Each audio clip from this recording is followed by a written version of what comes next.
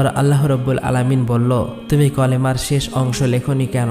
কলম ভয়ে কাঁপতে কাঁপতে বলল, হে আমার রব, আপনি পাক পবিত্র, আপনি এক অদ্বিতীয়, আল্লাহ ছাড়া তো কোনো উপাস্য নেই। এই নামের শেষে কোন নাম লিখব আমার তা সাহস হচ্ছিল না, আমার তা জানা ছিল না। তখন আল্লাহ রব্বুল আলামিন বলল, হে কলম, লা ইলাহা ইল্লাল্লাহ, এরপরে আমার একান্ত বন্ধু প্রিয় হাবিব মুহাম্মদ রাসূলুল্লাহ এই নাম লেখো, অর্থাৎ লেখো লা ইলাহা ইল্লাল্লাহু মুহাম্মদ রাসূলুল্লাহ। এই কথা শুনে কলম কয়েকশো বছর এই নাম লিখতে লাগলো।